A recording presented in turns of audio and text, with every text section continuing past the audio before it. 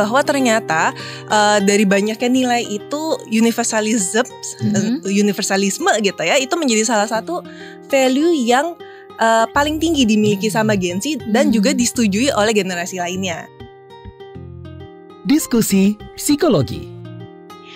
Hai teman KBR, selamat datang kembali di podcast Diskusi Psikologi bersama aku Mahari. Dan seperti biasa aku tidak akan lupa mengingatkan, jangan lupa ya untuk menjaga kesehatan mental masing-masing. Karena kamu sepenting itu. Dan hari ini kita akan ngomongin tentang suatu topik yang sering banget dibahas, yaitu salah satunya tentang Gen Z. Tapi tenang, Gen Z jangan kabur dulu. Ini gak ngomongin jelek-jeleknya kalian. Ini kita mau ngomongin tentang gimana sih Gen Z merawat toleransi. Dan kira-kira apa yang bisa kita pelajari dari situ. Karena menarik banget, ternyata berdasarkan sebuah survei yang dilakukan oleh Personal Growth pada bulan Desember 2023 lalu, ternyata Gen Z ini memegang salah satu nilai yang sangat penting, yaitu universalisme. Universalisme sendiri ini adalah nilai hidup yang berlandaskan pemahaman, apresiasi, toleransi, dan perlindungan bagi sesama manusia dan alam. Jadi nggak heran lah kalau ngelihat Gen Z kan banyak yang punya campaign mereka sendiri. Terus mereka juga suka ngepost tuh di Instastory tuh bukan cuman hal-hal misalnya ngopi gitu ya atau ketemu temen, tapi juga isu-isu sosial yang mereka bawakan, yang mereka anggap penting. Nah, kita mau ngomongin kira-kira kenapa Gen Z seperti ini dan apa yang bisa kita pelajari dari cara mereka merawat toleransi supaya hopefully Indonesia bisa jadi negara yang lebih bertoleransi lagi sesuai Bhinneka Tunggal Ika ya. Dan aku gak sendiri, of course, ada teman untuk ngobrolin ini. Ada Kak Talisa Karmelia, selaku psikolog klinis dari Personal Growth. Hai Kak Talisa. Halo, salam kenal. Dan ada Kak Hoir. Ya, halo, salam yang kenal. Yang ternyata familiar juga nih ya. Iya, ternyata udah ketemu. Udah mutualan sebelumnya. Kak Hoir ini adalah manajer program Global Peace Foundation Indonesia. Thank you Kak sudah mampir. Terima kasih juga sudah diajak ke sini. Yes, dan tentunya kita sebelum lanjut ada salah satu juga cerita yang mau kita dengar. Ada teman kita yang mengalami tindakan intoleransi dan kita mau mendengarkan nih kira-kira seperti apa tindakannya, lalu bagaimana dampaknya supaya kita terbayang jelas apa yang sebenarnya terjadi pada masyarakat kita yang mengalami tindakan-tindakan intoleransi. Halo, nama aku Luna, umur aku 25 tahun, domisili aku di Bandung. Sebenarnya kejadiannya itu terjadi mungkin tahun 2010 sampai 2012 lah. Jadi waktu itu aku baru pindah rumah ke sebuah komplek. Nah, kompleknya tuh yang seperti komplek pada umumnya. Jadi rumahnya berdekatan ya. Terus mungkin karena warga baru jadi dikasih spotlight banget lah. Tapi spotlight yang aku terima ketika aku masih umur 10 tahun adalah jangan main sama dia orang Kristen gitu. Dan itu tuh kan anak-anaknya banyak. Jadi semua anak kecil di situ tuh setiap aku lewat tuh menjauh. Seakan-akan aku ini penyakitan atau apalah gitu. Jadi aku gak pernah main sama anak-anak komplek. Aku mainnya sama teman-teman dari kampung di belakang gitu. Nah, pernah juga waktu itu aku ulang tahun di rumah, terus aku undang teman sekolah dan tadinya maunya teman-teman komplek karena memang di komplek banyak anak kecil kan dan namanya tetangga gitu. Tapi jadinya aku ngundang teman-teman yang aku biasa main yang dari kampung yang di belakang. Terus ketika rumah aku rame, aku keluar nih. Terus ada satu anak kecil depan rumah aku banget. Aku bilang, "Ayo main sini ke rumah aku." Aku bilang gitu. Terus si Eneng bilang, "Enggak mau, enggak mau." Kata orang tua aku, "Kamu kafir," gitu. "Kamu mah Kristen, aku gak mau," dia bilang gitu. Dan itu sebagai anak kecil, jujur membekas banget sih gitu. Dan mempengaruhi kehidupannya lebih ke mungkin aku jadi takut ya gitu. Aku jadi takut untuk ngaku kalau aku tuh bukan muslim itu. Tapi untungnya ada satu ibu-ibu di komplek itu yang baik banget. Jadi aku tuh diajakin main sama anak-anaknya dan mulai dari situ udah lumayan membaik lah. Tuh, pertumbuhan aku ketika umur 10 tahun sampai mungkin ya lulus SD lah. Jadi ada perasaan was-was sih gitu. Harapan aku ke teman-teman Gen Z di Indonesia mungkin bisa saling share awareness-nya sih. Karena memang nyata bahwa di beberapa daerah gak usah deh kita ngomong ke pelosok, tapi kota-kota besar aja yang di Jawa itu masih banyak kok kejadian intoleransi yang sering terjadi. Oke, terima kasih banyak sudah sharing. Dan kali ini mau bertanya ke Kak Talisa selaku psikolog klinis. Kira-kira bagaimana tanggapan kakak terkait peristiwa intoleransi yang masih sering dialami oleh sebagian masyarakat di Indonesia? Contohnya beberapa ada pembubaran pelajar yang mengikuti retret di Sukabumi, kemudian ada pelarangan acara jalsah salanah, penolakan pembangunan rumah ibadah, dan beberapa peristiwa lain. Kira-kira apa sih Kak potensi dampak psikologis yang dialami korban-korbannya? Oke, tentu untuk tanggapan pertamanya pasti kaget dan tetap sedih ya, karena sesungguhnya kan kita selalu diajarkan Indonesia adalah Bhinneka Tunggal Ika, seperti kata kamu dari kecil kita diajarkan bahwa kita berbeda tapi kita tetap satu. Tapi ternyata sayangnya di tahun ini aja masih ada kejadian-kejadian seperti itu. Berarti itu PR buat kita semua sebetulnya untuk gimana ya caranya supaya menanamkan toleransi ini lebih mendalam. Karena tentunya kalau intoleransi ini ada, dampaknya tuh besar sekali kepada kesehatan mental kita. Dan itu juga sangat bervariasi juga harus kita pahami. Dan salah satu yang paling berdampak pasti akan terkena mengenai masalah kesehatan mental. Yang which is mungkin di awal akan mengalami gejala-gejala yang sederhana, stres, cemas, tapi ketika di kejadian itu terjadi secara terus-menerus, tentu itu kan akan mengarah kepada masalah kesehatan mental yang lebih parah. Dan bahkan kita bisa melihat bahwa awalnya hanya stres, kemudian berkembang menjadi masalah kesehatan mental yang lebih dalam, lebih parah. Dan mungkin teman-teman juga pernah dengar gitu ya, bahwa ini sangat bisa menjadi ujungnya itu kepada keinginan untuk bunuh diri, yang which is itu kan kita nggak mau sampai ke sana. Dan tentunya saya yakin juga untuk yang kita yang tidak menjadi korban pun kita kan juga jadi was-was ya sebetulnya ya. Kita jadi takut, kita jadi cemas masa depan kita gitu ya sebagai warga negara akan seperti apa. Jadi itu sih menurut saya menjadi sangat sesuatu hal yang sangat perlu kita jaga ke depannya sih Mahari. Betul. Karena sebenarnya kalau dibayangkan orang-orang yang mengalami intoleransi itu kan seperti mereka dibully gitu ya. Betul. Mereka mengalami diskriminasi dan bahkan bisa jadi bukan sama sekali karena hal yang mereka lakukan. Bisa jadi bahkan hanya karena suku mereka, ras mereka, agama mereka. Atau bahkan ada yang karena mirip gitu ya. Karena mirip sesuatu aja tapi sampai mengalami intoleransi. Jadi ini semoga sih semakin hari semakin sedikit yang mengalami ya. Amin. Tapi kalau dibayangkan gitu, kayaknya kalau misalnya ada satu orang yang mengalami tindakan intoleransi, itu dampaknya apakah hanya ke orang itu atau bisa meluas lebih dari orang itu kalau menurut Kak Talisa? Menurut saya pasti bisa meluas. Karena kan sebetulnya seperti yang tadi Mahari sempat bilang juga bahwa ketika kita pernah mengalami perilaku intoleransi sekecil apapun, itu kan sebetulnya kita ingat gitu ya. Sehingga kita melihat, mendengar kembali, apalagi kalau itu betul-betul terjadi di depan kita gitu ya. Tentu kan itu akan memunculkan hal-hal yang kita simpan terdalam gitu ya, pengalaman-pengalaman trauma kita, dan tentunya itu akan akhirnya juga akan mengarah kepada masalah kesehatan mental. Bahkan kalaupun tidak sampai masalah kesehatan mental, itu pun juga akan mempengaruhi bagaimana cara kita melihat diri kita sendiri, kepercayaan diri kita, keberhargaan kita bernilai apa enggak. Dan tentu itu kan akan mempengaruhi kepercayaan kita ya kepada orang lain, kualitas relasi gitu ya. Jadi dampaknya ke diri personal pasti ada, tapi saya yakin di luar yang lebih luas pasti juga akan ada dampaknya. Iya, aku kebayang sih kalau misalnya ngalamin dan berkali-kali berulang kali, especially karena sesuatu yang bahkan bukan pilihan kita gitu ya. Betul. Itu memang sesuatu yang kita percaya atau sesuatu yang dari lahir kita sudah menganut hal tersebut atau memiliki hal tersebut. Tapi kita terus menerus mengalami tindakan intoleransi. Yang aku kebayang juga adalah mungkin dampak terhadap sekitarnya bisa jadi merasa bahwa ada kelompok tertentu yang negatif banget nih karena mereka menjelek-jelekan diri kita. Lalu dengan itu yang aku kebayang juga mungkin makin terpolarisasi ya, makin jauh gitu. Betul. Jadi malah makin jauh dari kata toleransi, dan khawatirnya orang yang mengalami intoleransi bisa jadi melakukan hal yang serupa juga ke orang lain karena merasa bahwa ini mungkin tindakan yang normal, wajar ya. Hopefully enggak ya, enggak ya. Tapi penasaran nih kalau dari Kak Hoyer gimana tanggapan yang ngeliat masyarakat kita yang ya masih ada lah ya yang mengalami intoleransi. Ya, betul sekali gitu. Tadi barusan udah disinggung terkait jasa Salana gitu ya. Itu di Ciamis Kuningan kalau nggak salah ya. Komunitas Ahmadiyah gitu. Dan kebetulan lagi bulan kemarin kami dari Global Peace Foundation Indonesia ada program namanya Peace Project. Dan bentuknya itu live in langsung di Ahmadiyah gitu. Jadi di pusatnya langsung.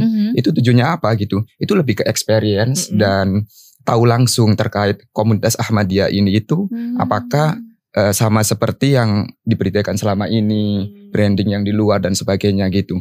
Jadi tujuannya itu lebih ke mengkonfirmasi langsung ke sumber yang tepat gitu. Jadi misalkan kita ingin tahu usaha tahu, ya berarti kemana gitu. Iya, bukan ke yang ke tempe gitu kan ya gitu. Dan bermalam selama semalam, 2 hari 1 malam gitu. Dan kegiatannya pun bukan dialog yang secara formal yang dua arah gitu, enggak. Tapi lebih ke ada dialognya gitu, tapi melalui masak bareng. Terus juga jadi informal kegiatannya. Games yang seru gitu. Tapi sambil melaksanakan masak bareng dan sebagainya itu kan ada interaksi gitu. Dan dari situlah akhirnya yang awalnya ada prasangka-prasangka itu terkonfirmasi di situ gitu. Dan kami sendiri di Global Peace Foundation ada visi itu one human family gitu. Jadi apapun latar belakang agama, suku, ras, budaya dan sebagainya, bahwa kita itu satu keluarga gitu. Satu keluarga besar banget ya. Jadi yang kami lihat itu lebih ke kita itu satu keluarga gitu. Setidaknya satu keluarga yang sama-sama tinggal di bumi. Itu dulu deh gitu. Jadi mari kita jaga bumi ini gitu. Yes. Oke, berarti salah satu yang dilakukan tadi adalah live in ya. Yes. Yang mana dari kelompok yang berbeda akan bertemu di situ. Ini mengingatkan aku dulu pas belajar psikologi tuh ada di psikologi sosial namanya kontak hipotesis kalau nggak salah ya nama teorinya. Ini tentang kalau misalnya ada orang-orang yang dari kelompok yang berbeda, untuk mereka semakin toleransi itu perlu disatukan dalam memang situasi santai sehingga mereka bisa melihat lawan bicara mereka ini sebagai manusia dan meningkatkan empati mereka. Oh ternyata mereka manusia biasa ya, bukan kayak musuh kita.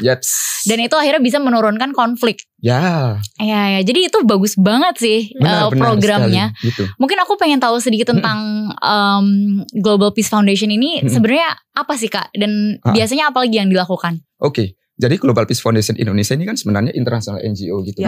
Jadi headquarter kami ada di Seattle, USA gitu. Dan terdaftar atau masuk ke Indonesia itu tahun 2010. Di bawah Kementerian Hukum dan HAM. Dengan nama Indonesia, Yayasan Perdamaian Global gitu. Yes. Jadi Indo ya. Yes. Dan visi kami sebenarnya itu one family under God gitu. Tapi itu kan maksudnya terlalu general dan mungkin banyak yang nggak mengetahui God ini siapa gitu kan ya. Jadi kita cukup selama 15 tahun ini itu apa ini biar lebih sederhana gitu. Jadi ada penyederhanaan one human family gitu. Jadi ketika mendengar itu langsung gitu bahwa kita itu satu keluarga kemanusiaan gitu. Jadi pendekatan yang kami laksanakan untuk misi kami, untuk visi kami tadi itu ada 3. Yang pertama itu kerjasama lintas iman. Terus yang kedua itu culture of service. Yes, dan yang ketiga itu penguatan nilai-nilai keluarga gitu. Jadi kami percaya kalau peace itu dimulai dari rumah. Peace begin in the home gitu. Jadi kalau misalkan kita di rumah itu damai dengan orang tua, dengan adik kakak dan anggota lainnya gitu. Itu kita kan akan merasa peace, damai, peaceful, dan ketika keluar kita akan bisa menyebarkan nilai-nilai perdamaian tersebut keluar dan akhirnya meluas lagi gitu. Ya, jadi makanya ketika kami ada program namanya Global Peace Volunteer Camp, salah satu yang kami sampaikan materinya itu terkait pure love gitu. Yes, jadi cinta yang murni gitu. Jadi tanpa mengharapkan timbal balik gitu. Itu sih jadi salah satu. Ini mulia banget ya Global Peace Foundation Indonesia. Makasih loh Kak. Sesuai nama saya baik. Ya Khoir kan baik gitu. Iya. Alhamdulillah menjalankan sesuai namanya ya. Oke. Jadi semoga ini teman-teman KBR yang mendengar juga semakin terinspirasi bisa ikutan juga ya di Global Peace. Dan mungkin kalau mau bikin acara sendiri atau bahkan gerakan sendiri dengan konsep yang serupa, aku rasa itu dimanapun dilakukan akan bermanfaat ya. Ya, dan sebenarnya kami juga itu di Peace Project itu kan monthly program. Program bulanan. Biasanya selain kami live in, itu juga ada kunjungan ke rumah-rumah ibadah, ke komunitas-komunitas yang seperti, masih ingat mungkin dulu ada namanya komunitas Eden. Nah, kami berkunjung ke mereka juga, terus ke rumah-rumah ibadah, bahkan juga ke tempat-tempat yang bersejarah gitu. Jadi kita biar tahu juga kayak root kita, nasionalisme kita itu seperti apa gitu juga. Dan Peace Project sekarang itu dijalankan 100% sama alumni program tersebut, volunteer. Yes. Jadi give back banget ya. Alumninya pun merasakan manfaatnya berarti. Betul. Jadi merasa mendapatkan sesuatu dari program tersebut. Akhirnya banyak yang tanya gimana sih untuk nextnya, selanjutnya. Akhirnya kami fasilitasi ada community untuk Peace Project. Dan mereka lah yang selanjutnya untuk mencari partner, mencari tempat ibadah baru, tempat yang lain dan sebagainya gitu. Wow, ternyata banyak cara untuk kita bisa meningkatkan toleransi. Dan balik lagi ke kalau tadi sempat bahas Gen Z di awal ya. Sebenarnya katanya nih Gen Z adalah angkatan yang toleran gitu kan. Generasi toleran. Iya, generasi yang toleran. Tapi mungkin teman KBR ada yang masa sih perasaan enggak deh gitu ya. Mungkin mau dengar dari Kak Talisa sebenarnya gimana sih Kak? Kenapa Gen Z dibilang generasi yang lebih toleran? Jadi melanjutkan sedikit dari introduction Mahari, memang Personal Growth itu melakukan survei Gen Z di tahun Desember 2023 tahun lalu, 2 tahun yang lalu sebetulnya. Jadi di situ sebetulnya tujuan awalnya kita mau tahu sebetulnya Gen Z itu tuh generasi yang seperti apa sih dalam konteks pekerjaan sebenarnya awalnya. Jadi kita mau melihat nih dari teman-teman generasi X, millennials, X dan lain-lainnya pandangannya seperti apa dan bagaimana Gen Z juga melihat dirinya sendiri seperti itu. Dan hasilnya menarik sekali bahwa ternyata dari banyaknya nilai itu universalisme gitu ya, itu menjadi salah satu value yang paling tinggi dimiliki sama Gen Z dan juga disetujui oleh generasi lainnya. Jadi kan memang universalism itu kan intinya adalah Gen Z percaya bahwa semua orang tuh harus punya kesempatan dan right yang sama gitu ya, bahwa nggak ada perbedaan, kita menerima lah semuanya gitu. Dan dari generasi-generasi senior itu juga menjawab hal yang sama. Jadi kita istilahnya nanya gitu ya kepada generasi-generasi lain, pendapat kamu gimana tentang Gen Z? Dan jawabannya adalah Gen Z itu memang dinilai sebagai teman-teman yang terbuka, yang mau untuk mencoba bersosialisasi dengan semua orang, tidak membatasi, bahkan mereka yang jadinya melengkapi gap-gap. Biasanya kan pasti ada gap-gap tuh antara age gitu ya. Nah di situ kita bisa melihat bahwa sebetulnya generasi Z ini, generasi Gen Z gitu ya, ini menjadi seseorang yang memang sangat terbuka dengan perbedaan, tidak judgmental juga, dan itu memang pada akhirnya ya kita bisa rasakan juga gitu ya, bahwa mereka menjadi seseorang yang sangat adaptif sebetulnya untuk di dalam lingkupan pekerjaan waktu itu. Besarannya seperti itu sih Mahari. Jadi memang sangat menarik sekali karena kan kita di awal itu selalu dipenuhi dengan ya Gen Z ini stigma ya. Betul. Dan ternyata ketika kita temukan hasilnya, kita bandingkan dengan data, oh actually ya, tetap Gen Z pasti have strength yang sangat luar biasa. Betul, gitu. Jadi ternyata Gen Z ini tadi karena mereka toleransinya cukup tinggi sehingga mereka jadi generasi yang cukup adaptif tadi ya. Betul. Ini menarik sih. Apakah ada pengaruh dari toleransi terhadap kesehatan mental kita kalau menurut Kak Talisa? Ada banget. Karena memang ketika kita menjadi individu yang toleran gitu kan, kita jadi terbuka. Kita jadi bisa melihat segala sesuatu dengan netral, melihat perbedaan yang baik, yang buruk, kita betul-betul melihat segala sesuatu tuh netral, nggak judgmental, nggak berdasarkan satu nilai atau pendapat apapun gitu ya, sehingga di dalam situasi itu kan kita bisa istilahnya mengolah, berpikir dengan jernih. Jadi kita nggak keburu stres duluan. Karena banyak dari klien-klien tuh yang udah keburu stres sendiri karena nggak dipikirin dengan matang, nggak dipahami apa yang terjadi gitu ya. Jadi tentu potensinya itu ada karena kita menjadi terbuka, kita bisa memahami diri kita sendiri, dan akhirnya kita juga akan menjadi pribadi yang bisa istilahnya melindungi diri kita, karena kita jadi tahu nih yang batas kita sampai mana, kita bisa bergerak sejauh mana gitu ya. Itu menurutku seperti itu. Oke. Kebayang sih ketika kita terbuka, kita juga jadi lebih fleksibel sebenarnya ya. Mungkin ngelihat dunia tuh nggak hitam putih lagi. Betul. Tapi memang ada hitam, ada putih, ada banyak abu-abu, dan yang benar dan salah tuh nggak seabsolut itu gitu ya. Kita bisa mentoleransi orang yang value-nya berbeda dengan kita dengan tetap men-treat mereka sebagai manusia gitu ya. Kayak tadi one big family. Yes. Karena kalaupun kita menyadari oh ya ini semua keluarga. Kalau keluarga kita kan misalnya mereka berbeda sama kita nggak jadi musuhin mereka gitu kan. Betul. Kita tetap menganggap bahwa kita sama di sini, boleh punya beda value, and kita diskusi bisa malah saling melengkapi. Merangkul gitu ya. Benar. Dan mungkin di luar sana banyak yang bertanya juga, iya paham punya toleransi itu bagus, tapi aku nih datang dari keluarga yang mungkin gak banyak toleransi dari dulu. Atau mungkin malah punya prasangka buruk terhadap orang-orang ini apa segala macam. Biasanya itu kan turun-temurun juga ya. Betul, setuju banget itu. Yes, jadinya punya juga stereotip tertentu. Oh iya? Iya. Biasanya punya stereotip tertentu. Misalnya kalau suku ini kayak gini, kalau orang yang ngelakuin ini dia kayak gini nih gitu. Terus akhirnya anaknya jadi merasa oh emang kayak gitu kata orang-orang ini tuh pasti kayak gini nih. Iya. Jadi ada labeling gitu kan ya. Betul, ada stereotipnya sudah diajarkan sejak ini. Turun-temurun. Nah sebenarnya kalau dari Kak Taisa ngelihatnya, apakah orang-orang yang toleransinya mungkin masih rendah gitu ya, ataupun yang tinggi, itu mereka dapetin toleransi itu dari mana aja sih belajarnya? Dan sebenarnya apakah itu sesuatu yang bisa kita pelajari, bisa kita ubah, atau memang sesuatu yang ya udah gitu aja, jadi trait gitu ya? Sebetulnya kalau toleransi aku percaya bahwa itu sesuatu hal yang bisa kita kembangkan dan dipelajari, karena salah satu faktor utama bagaimana caranya kita bisa menjadi toleransi itu kan sebetulnya bagaimana kita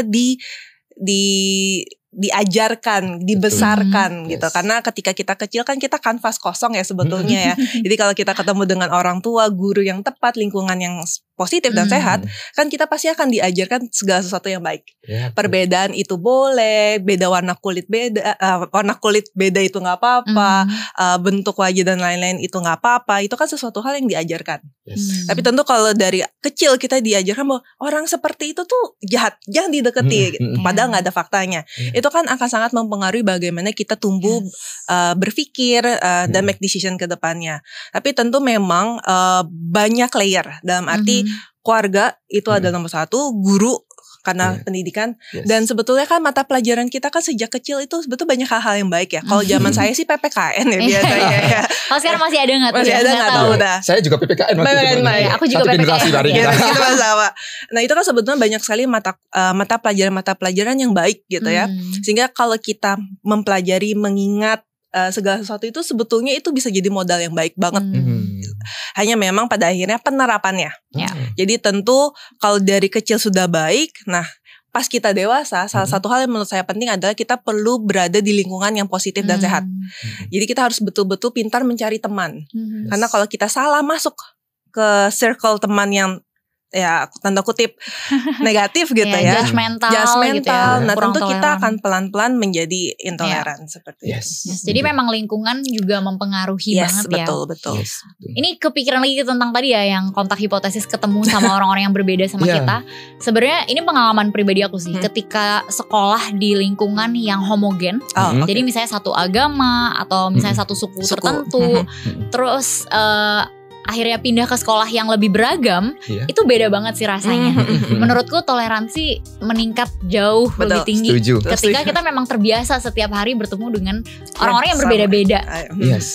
Dan menurutku mungkin itu salah satu catatan penting juga buat orang tua ya. Biar anak-anaknya jangan sampai nongkrongnya di lingkungan yang homogen terus. Diajakin untuk kenalan sama banyak orang di luar sana. Apalagi kita tinggalnya di Indonesia gitu. Betul. Dan perlu ada istilahnya arahan dan penjelasan yang melengkapi itu. Karena kalau anak-anak kan terkadang suka nggak nangkep ya. Kayak intinya itu ini loh yang perlu dipelajari. Jadi perlu kadang orang tua perlu lebih to the point. Benar. Oke. Teman-teman KBR, itu tadi obrolan kita soal gimana intoleransi bisa mempengaruhi kesehatan mental. Dan juga nextnya abis ini kita akan ngomongin gimana Gen Z menyebarkan nilai-nilai toleransi. Jadi pantengin podcast Disko terus ya.